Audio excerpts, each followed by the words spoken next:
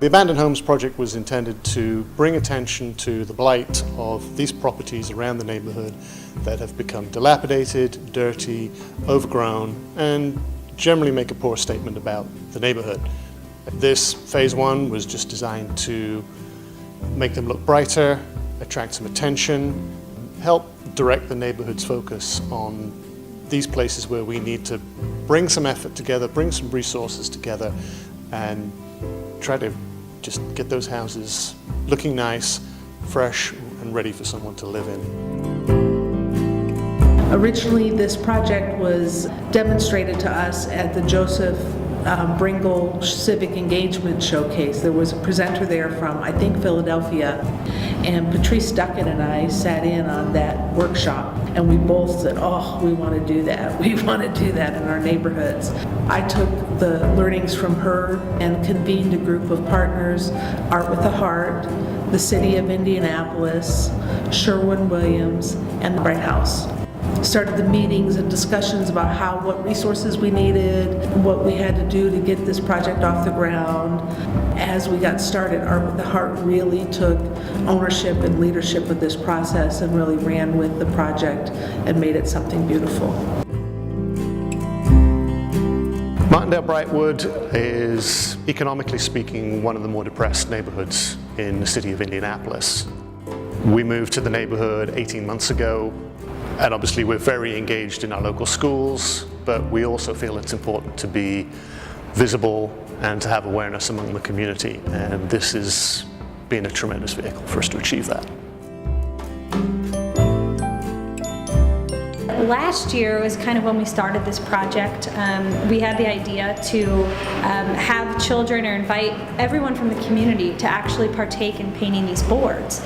We actually had a huge response. We spent all day in the gym and we painted I believe more than 50 boards. So it was a great opportunity, and we got a little messy, but it was really fun.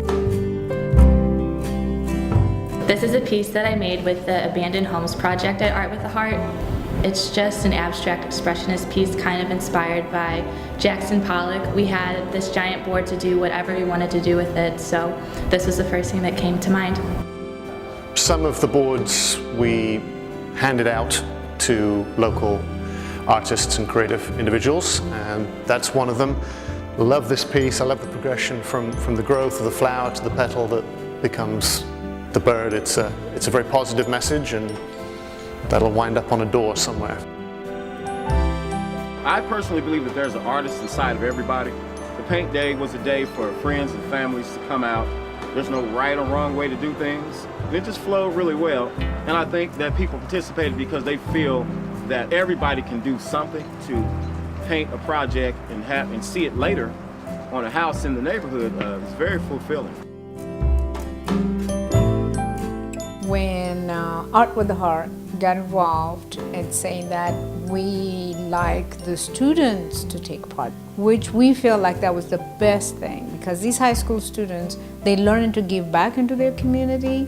They are doing services. When we go somewhere, you should see them. They will say, I did that, and so did that. So they really had fun in describing that and telling others what they're doing that.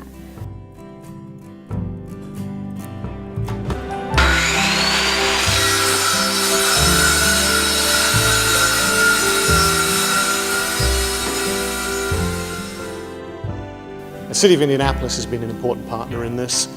The Land Bank owns each of these properties. They've helped us identify which of those are available, suitable for us to make these installations. We take a team, measure up the windows and the doors. If we need to, cut these boards to length, hopefully without compromising the artistic work that's been put onto them. And then we install them. We usually get some really good feedback really pretty quickly. Sometimes even while we're out there, neighbors will come out, and we've had some just really good positive comments about the whole project.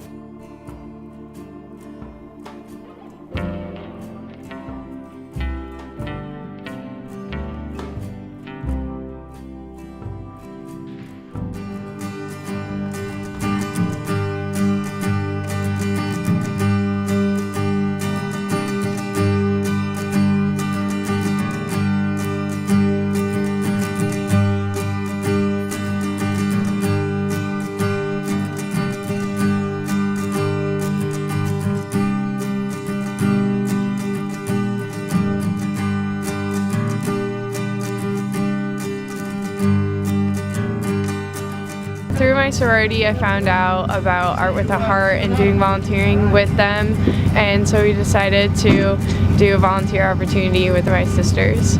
We've been drilling these boards onto the home. I've been holding drills and doing things I haven't done before, so it's really cool.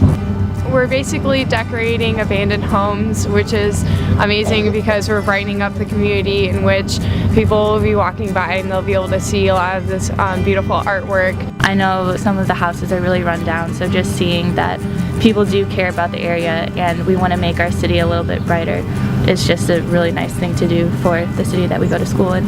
And I think just seeing people willing to go out and spend a day to do things like this for their community really inspire people to think that maybe I can do something to help too.